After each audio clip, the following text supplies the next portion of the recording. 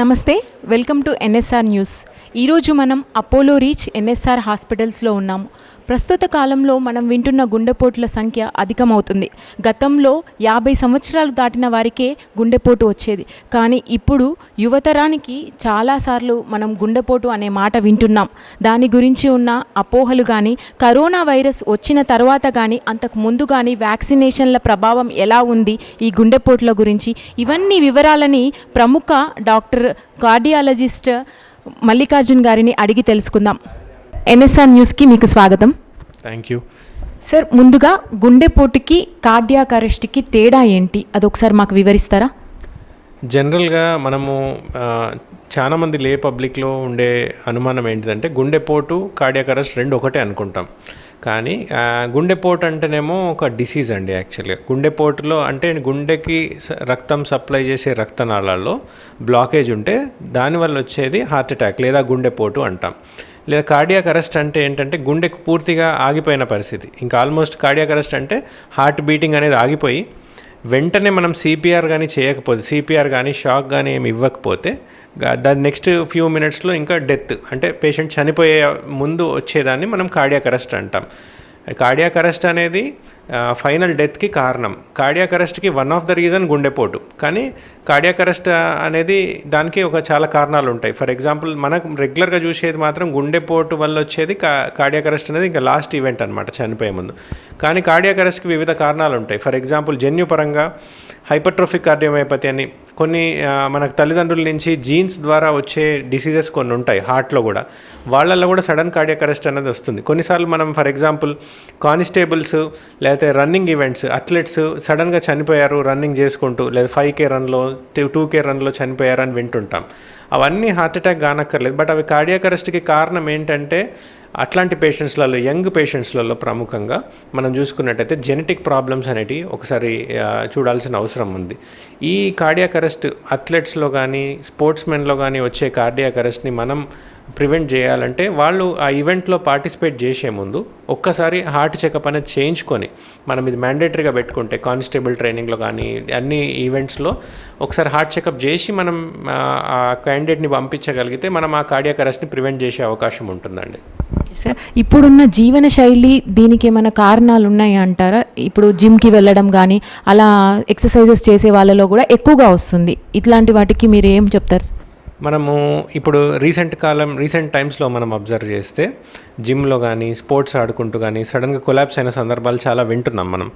So first మీరు అడిగిన ప్రశ్న జీవన శైలి, లైఫ్ స్టైల్. అంటే లైఫ్ స్టైల్లో రెండు భాగాలు ఉన్నాయండి. ఒకటి ఫుడ్ ఎట్లా తినాలి, రెండోది మన ఎక్సర్సైజ్ ఎట్లుండాలి.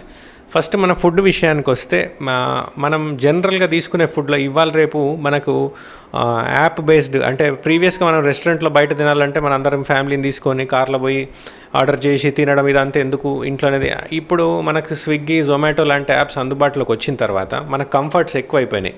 రెస్టారెంట్ వరకు కూడా వెళ్ళే అవసరం లేకుండా మనం ఇంట్లో కూర్చొని ఫుడ్ ఆర్డర్ చేసి జంక్ ఫుడ్ అనేది విచ్చలవిడిగా ఎక్కువ మోతాదులో, అంటే అంతకుముందుతో కంపేర్ చేసి జంక్ ఫుడ్ కన్జంప్షన్ అనేది బాగా పెరిగింది. సో ఎందుకు పెరిగిందంటే ఈ యాప్స్ వల్ల కానివ్వండి, మన కన్వీనియన్స్ వల్ల కానివ్వండి. సో జంక్ ఫుడ్లో మనకు ప్రధానంగా రిపీటెడ్గా అదే ఆయిల్ వాడడం, వాళ్ళు ఎట్లా చేస్తున్నారో ఎట్లా ప్రిపేర్ చేస్తున్నారో మనకు తెలియదు. ఆయిల్ ఎంత క్వాంటిటీ వాడుతున్నారు, దాన్ని రిపీటెడ్గా యూజ్ చేస్తున్నారా తెలీదు. జంక్ ఫుడ్ కానీ ఆయిలీ ఫుడ్ కానీ ఇట్లాంటివి ఎక్కువ తినడం అనేది ఫస్ట్ పాయింట్. దానికి తోడు ఎక్సర్సైజ్ కూడా బాగా తగ్గిపోయిందండి. మనందరం ఎవరి ప్రొఫెషన్స్లలో వాళ్ళు వివిధ కారణాల వల్ల ఎక్సర్సైజ్ అనేది పూర్తిగా దాని ప్రాముఖ్యత బాగా తగ్గించేశారు. యాక్చువల్గా ఎక్సర్సైజ్ అనేది మన అమెరికన్ హార్ట్ అసోసియేషన్ పరంగా వాళ్ళు ఇచ్చిన గైడ్లైన్స్ పరంగా కనీసం రోజుకి అరగంట, రోజుకి 30 నిమిషాలు వారానికి 5 రోజులు కనీసం మనము కంపల్సరీ ఎక్సర్సైజ్ అనేది ఉండాలి. అది వాకింగే కానివ్వండి, స్పోర్ట్సే కానివ్వండి, సమ్ ఫిజికల్ యాక్టివిటీ వారానికి 150 నిమిషాలు అనేది compulsory. So proper exercise, proper ఫుడ్లో మనం తీసుకోవాల్సిన జాగ్రత్తలు అంటే ఆయిల్, సాల్ట్ తగ్గించుకోవడం, నాన్ వెజ్ అనేది తగ్గించుకోవడం, ముఖ్యంగా రెడ్ మీట్ అంటే ఫర్ ఎగ్జాంపుల్ మటన్ లాంటిది, బీఫ్ లాంటిది కొంతమంది తింటుంటారు, అట్లాంటివి అవాయిడ్ చేయడం.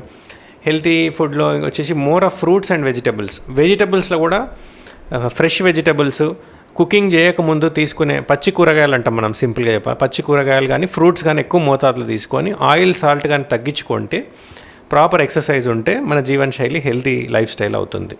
సార్ ఇంకొకటి అంటే ఏజ్ పెరుగుతున్న కొద్దీ వయసు పెరుగుతున్న కొద్దీ రక్తం తగ్గుతుంది కొంతమందికి అంటారు కదా, ఆ రక్తం తగ్గడం వల్ల కూడా మనకి గుండెకి సంబంధించిన వ్యాధులు ఏమైనా వస్తాయా? మనకు జనరల్గా మీరు అబ్జర్వ్ చేస్తే ఏజ్ పెరిగే కొద్దీ రక్తం తగ్గడానికి కొన్ని కారణాలు ఉంటాయి. ఫర్ ఎగ్జాంపుల్ డయాబెటీస్ పేషెంట్స్లలో కానీ, కిడ్నీ ఫెయిల్యూర్ పేషెంట్స్లో కానీ, కిడ్నీస్ సరిగా పనిచేయని పేషెంట్స్లో బ్లడ్ అనేది క్రమంగా తగ్గే అవకాశం ఉంటుంది.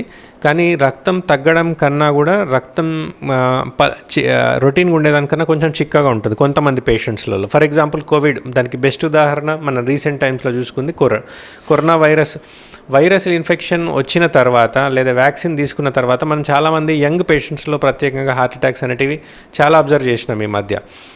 బోత్ కోవిషీల్డ్, కోవాక్సిన్ 2 వ్యాక్సిన్స్ తీసుకున్న తర్వాత హార్ట్ అటాక్ పేషెంట్స్ని నేను పర్సనల్గా చాలామంది పేషెంట్స్ని చూశాను. అయితే మళ్ళీ మనం యాంజియోగ్రామ్ చేసి అసలు ఏంటి ప్రాబ్లం అనేది కొంచెం లోతుగా అబ్జర్వ్ చేస్తే మాకు అబ్జర్వ్ అయింది, లేదా మనకు పరిశోధనలో తేలింది కూడా, సైంటిఫిక్ ఎవిడెన్స్ కూడా ఎట్లుందంటే బ్లడ్ అనేది బాగా చిక్కగా ఉండాల్సిన దానికన్నా బాగా చిక్కగా ఉండడం, లేకపోతే క్లాట్స్ అనేటివి తొందర ఫామ్ అవ్వడం, అది అబ్జర్వ్ చేశాము. దీనికి మెయిన్గా ఏంటిదంటే వ్యాక్సిన్ ఇండ్యూస్ థ్రాంబోసైటోపినియా అంటారు. మీరు అడిగినట్టు కొన్ని రక్త కణాలు తగ్గడం, లేకపోతే బ్లడ్ అనేది చిక్కగా మారడం, దానికి తోడు వాళ్ళ ప్రీ ఎగ్జిస్టింగ్ రిస్క్ ఫ్యాక్టర్స్ ఎట్లా ఉంటాయి వాళ్ళ లైఫ్ స్టైల్లో, వాళ్ళ జీవనశైలిలో స్మోకింగే కానివ్వండి, షుగర్, బీపీ లాంటివి ఉండడం, అవి కంట్రోల్ చేయకపోవడం, కోవిడ్ టైంలో స్టిరాయిడ్స్ ఎక్కువ వాడడం వల్ల కూడా డయాబెటీస్ అనేది చాలామందికి వచ్చింది. డయాబెటీస్ ప్రీపోన్ అయిందని అనుకోవాలి మనం. అదే పేషెంట్కి మనం 40 ఏళ్ల తర్వాత వచ్చే షుగరు, ఆయన ఏజ్ 30 ఉన్నప్పుడే కరోనా వైరస్ వల్ల షుగర్ అనేది స్టార్ట్ అయిపోయింది. కరోనా వైరస్కి డయాబెటీస్కి కూడా లింక్ కనుక్కున్నారు ఇప్పుడు లేటెస్ట్ ఎవిడెన్స్లో. ఎట్లా ఉందంటే, ఒకటి ఫస్ట్ రీజన్ ఏంటిదంటే స్టిరాయిడ్స్ ఎక్కువ వాడడం వల్ల షుగర్ స్టార్ట్ అవుతుంది అనేది ఒకటి. ఇంకోటి వైరస్ డైరెక్ట్గా మన ప్యాంక్రియాస్ అనేది ఇన్వాల్వ్ చేసి, ప్యాంక్రియాస్ని ఖరాబ్ చేసి, అంటే డైరెక్ట్ ఇన్వాల్వ్ అయ్యి డ్యామేజ్ చేసి దానివల్ల వచ్చే డయాబెటీస్ కూడా వన్ ఆఫ్ ద రీజన్ అండి. ఈ 2 కారణాల వల్ల డయాబెటీస్ అనేది ముందు జరగడం, లేకపోతే అంతకుముందు డయాబెటీస్ లేని వాళ్ళు కోవిడ్ వచ్చిపోయిన తర్వాత డయాబెటీస్ రావడం, రక్తం చిక్కగా తయారవ్వడం, ఇట్లా వేర్వేరు కారణాల వల్ల హార్ట్ అటాక్స్ అనేటివి ఎక్కువ అయిపోయినాయి కోవిడ్ పేషెంట్స్లో, లేదా post Covid patients, long Covid అంటాం మనం. దీర్ఘకాలికంగా కోవిడ్ వల్ల వచ్చిన మన బాడీలో వచ్చిన చేంజెస్ వల్ల జరుగుతున్న పరిణామాలు ఇవన్నీ. వ్యాక్సిన్ వల్ల వచ్చేటి మాత్రం ఇమీడియట్లీ ఆఫ్టర్ వ్యాక్సినేషన్, అంటే ఫస్ట్ 3 monthsలోనే ఎక్కువ చూసాము. కానీ ఇంత లేట్గా వచ్చేది మాత్రం లాంగ్ కోవిడ్ సీక్వెలే అంటాం మనం జనరల్గా. సార్ జంక్ ఫుడ్ విషయానికి వస్తే ఎక్కువ శాతము యూత్ అట్రాక్ట్ అవుతారు జంక్ ఫుడ్కి. అట్లాంటప్పుడు గ్యాస్ట్రిక్ ప్రాబ్లమ్స్ అనేవి వస్తాయి. గ్యాస్ట్రిక్కి ఈ గుండెపోటుకి తేడా ఎలా తెలుసుకోవాలంటారు? సో జనరల్గా ఇప్పుడు సడన్గా చనిపోయాడు పేషెంట్ అని చెప్పగానే మనం ఎంక్వైరీ చేస్తాం. అంటే ఏం జరిగింది ముందు రోజు రాత్రి, లేదా ముందు రోజు పొద్దున ఏం జరిగిందని మనం ఫ్యామిలీ మెంబర్స్ని అడిగితే ఒక ఇంపార్టెంట్ క్లూస్ దొరికే అవకాశం ఉంటుందండి.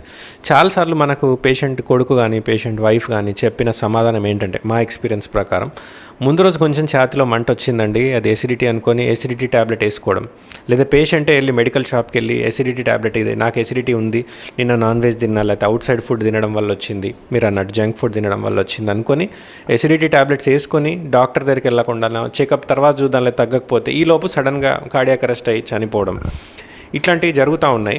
సో మనకు జనరల్ పబ్లిక్ అవేర్నెస్ గురించి మనం ఒకవేళ చెప్పదలుచుకుంటే ఏంటిదంటే, హార్ట్ అటాక్కి, ఎసిడిటీ వల్ల వచ్చే ఛాతి నొప్పికి రెండింటికి ప్రధానంగా డిఫరెన్సెస్ ఏంటి అంటే, ఎసిడిటీ వల్ల వచ్చే ఫుడ్ తిన్న తర్వాత ఎక్కువ అవుతుంది, మంటలాగా ఉంటుంది, ప్లస్ గొంతులోకి ఇట్లా ఛాతి మధ్యలో వచ్చి గొంతులోకి కారం నీళ్ళు లాగా బేవుల్లాగా వస్తున్నాయని చెప్తుంటారు. మెయిన్గా ఫుడ్ తిన్న తర్వాత ఎక్కువ వస్తుంది ఎసిడిటీ అనేది. లేదు, మన హార్ట్ అటాక్ సంబంధించిన చెస్ట్ పెయిన్ ఎట్లా ఉంటుందంటే, మన హార్ట్ అటాక్ సంబంధించిన చెస్ట్ పెయిన్ జనరల్గా ఇక్కడ గదువ దగ్గర నుంచి ఈ పొట్ట వరకు ఎక్కడైనా రావచ్చు మధ్యలో. అన్నిటికన్నా ముఖ్యమైన సిమ్టమ్ ఏంటిదంటే, హార్ట్ అటాక్లో నడుస్తుంటే లేదా మెట్లు ఎక్కుతుంటే ఛాతి నొప్పి ఎక్కువ అవడం, అంటే ఎక్సర్సైజ్తో పెయిన్ పెరగడం, లేదా రెస్ట్ తీసుకుంటే ఛాతి నొప్పి తగ్గడం, నొప్పితో పాటు కొంచెం చెమటలు, దమ్ము, ఆయాసం, శ్వాస ఇబ్బంది, ఇట్లాంటివి ఉంటే, లేదా పేషెంట్ బ్యాక్గ్రౌండ్ కూడా చూసుకోవాలి మనం.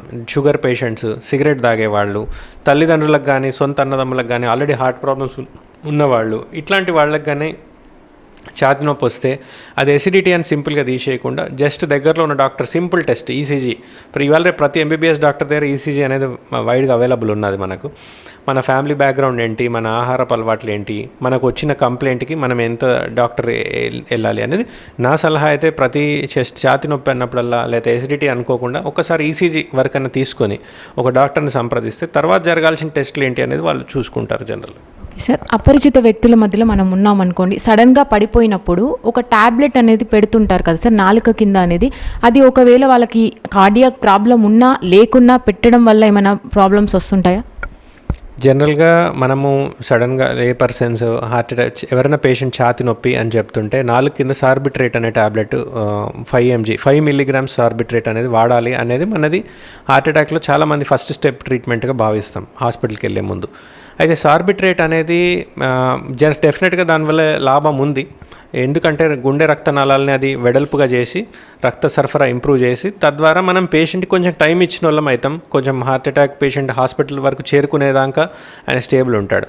కానీ సార్బిట్రేటు 80% హెల్ప్ చేస్తుంది. ఒక 20% ఛాన్స్ ఏంటంటే ఆల్రెడీ బీపీ తక్కువ ఉన్న పేషెంట్లలో మనం కానీ సార్బిట్రేట్ నాలుగింది ఇస్తే అప్పుడు ఇంకా బీపీ ఇంకా పడిపోయే అవకాశం ఉంది. కొంచెం పేషెంట్ ఎక్కువ ఇబ్బందికి గురయ్యే అవకాశం కూడా ఉందండి. జనరల్గా ఇప్పుడు లేటెస్ట్ మెడిసిన్ ఎవిడెన్స్ ప్రకారం అయితే సార్బిట్రేట్ బదులు లోడింగ్ డోసెస్ అనే కాన్సెప్ట్ వచ్చింది. ఇప్పుడు లోడింగ్ డోసెస్ అంటే ఆస్పిరిన్ ఒక 300 మిల్లీగ్రామ్స్ ఇచ్చేసి పేషెంట్కి, లేదా క్లోపిడాగ్రిల్ అని ఈ రెండు ముఖ్యమైన కెమికల్స్ ఉన్నాయి. 300 mg మన ట్యాబ్లెట్స్ ఎక్కడైనా చిన్న మెడికల్ షాప్స్లో కూడా.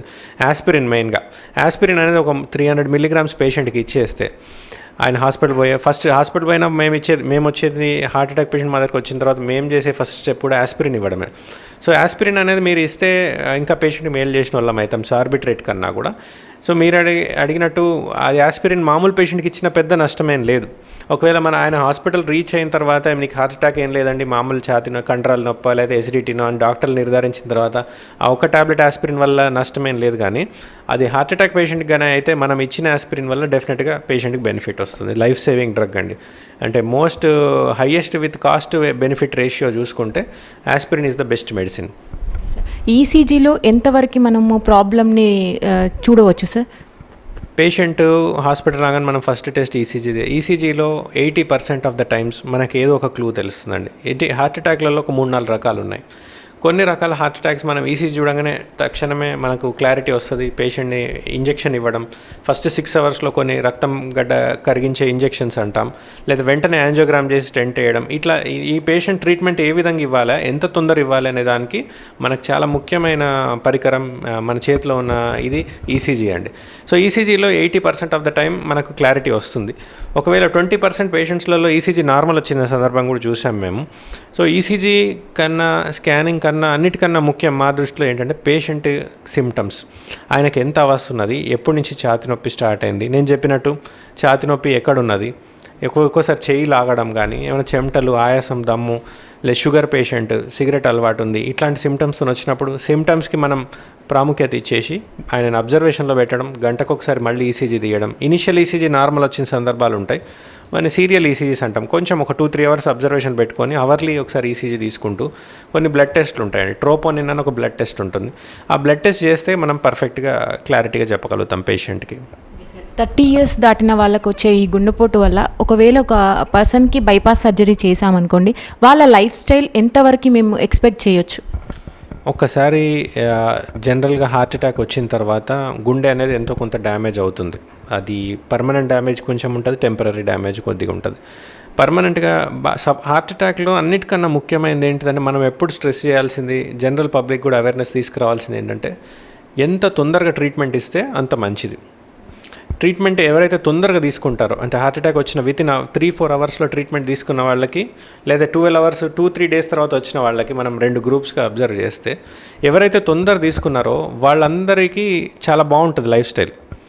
ఎర్లీగా తీసుకుంటారు కాబట్టి హార్ట్ డ్యామేజ్ కూడా తక్కువ ఉంటుంది. వాళ్ళ ఆల్మోస్ట్ బైపాస్ స్టెంట్ అయిన తర్వాత మీరు అబ్జర్వ్ చేస్తే వాళ్ళందరూ మామూలు మనిషిలానే వాళ్ళు కూడా 60 years 70 years వరకు ఉన్న సందర్భాలు చాలా ఉన్నాయి. ఎవరైతే లేట్ చేశారో ట్రీట్మెంట్ పరంగా లేట్గా రావడం, 2-3 days లేట్ అయింది, లేకపోతే మా అమ్మకి 5 days నుంచి చెస్ట్ పెయిన్ ఉందండి, 1 week నుంచి నొప్పి ఉందండి, మేము చూసుకోలేదు, ఎసిడిటీ అనుకున్నాం, ఇట్లాంటి పేషెంట్స్ అందరికీ బాగా ఇబ్బంది పడతారండి. వాళ్ళ గుండె డ్యామేజ్ ఎక్కువ అవుతారు, లేట్ అయ్యే కొద్దీ డ్యామేజ్ ఎక్కువైపోయి వాళ్ళందరికీ మనం ట్రీట్మెంట్ ఇస్తాము. ఆపరేషన్ చేసినా కూడా సక్సెస్ అనేది అంతంత మాత్రం ఉంటుంది. ఇమీడియట్గా బాగానే ఉంటారు, కానీ ఓవర్ 5 years 10 years వాళ్ళు ఇబ్బంది పడుతూ ఉంటారు. దాని తర్వాత వచ్చే సీక్వెల్ ఏంటంటే హార్ట్ ఫెయిల్యూర్ అంటాం మనం. సో హార్ట్ ఫెయిల్యూర్ అనేది లేట్ ట్రీట్మెంట్ తీసుకున్న వాళ్ళకి ఇబ్బంది పెడతా ఉంటుంది. లైఫ్ స్పాన్ కొంచెం తక్కువ ఉంటుంది మీరు అడిగినట్టు. ఈ కొవ్వు వల్ల కూడా మనకి ఈ రక్తనాళాల్లో గడ్డ కట్టడం కానీ అట్లాంటివి జరుగుతాయి అంటారు కదా సార్, దాని గురించి ఏమంటారు?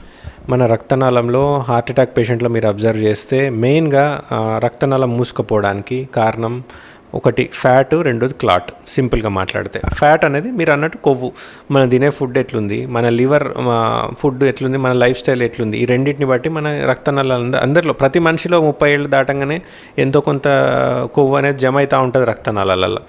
గుండెకి సంబంధించిన రక్తనాళాలు స్పెషల్ ఏంటిదంటే చిన్న ఉంటాయి, 2.5 mm 3 mm రక్తనాళంలో కొద్దిగా కొవ్వు జమైనా మనకు అది నేరో అయిపోతుంది.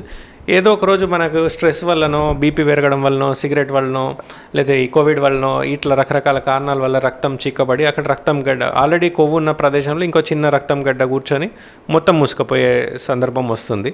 సో కొవ్వు అనేది మన ఫుడ్ని బట్టి, మనం చేసే ఎక్సర్సైజ్ని బట్టి రిలేషన్ ఉంటుందండి. రీసెంట్గా ప్రముఖ గాయకుడు సాయి చంద్ కానీ ఇక్కడ జగదీష్ గారు కానీ అట్లా చనిపోవడం జరిగింది కదా, యూత్కి మీరిచ్చే సజెషన్ ఏంటి సార్? సో మనం గాన ఇద్దరు పేషెంట్స్ని, సాయి చంద్ మన గాయకుడు కానివ్వండి, లేతే మన టీఆర్ఎస్ లీడరు మన జగదీష్ గారు కానివ్వండి, వీళ్ళలో మనం క్లోజ్గా అబ్జర్వ్ చేస్తే ఫస్ట్ మనం జగదీష్ గారి గురించి మాట్లాడగలిస్తే ఆయనకు విపరీతమైన స్ట్రెస్ ఉండుంటుంది. ఎలక్షన్స్ దగ్గరకు వస్తున్నాయి, పార్టీ మీటింగ్స్ అనేవ్వండి, స్ట్రెస్ ప్లస్ ఆయనకు ఏమైనా వేరే అలవాట్లు ఏమైనా ఉండింటే ఒకవేళ మనకు తెలియదు ఆయన జీవనశైలి ఎట్లుందో, స్ట్రెస్ మెయిన్ ప్రాబ్లం లాగా కనిపిస్తుంది జగదీష్ గారి పాయింట్లో అబ్జర్వ్ చేస్తే. సాయి చంద్ విషయానికి వచ్చేస్తే వాళ్ళ ఓన్ బ్రదర్కే, వాళ్ళ సొంత అన్నయ్యకే ఆల్రెడీ హార్ట్ అటాక్ వచ్చి ఆపరేషన్ కూడా అయినట్టుగా తెలుస్తుంది మనకు.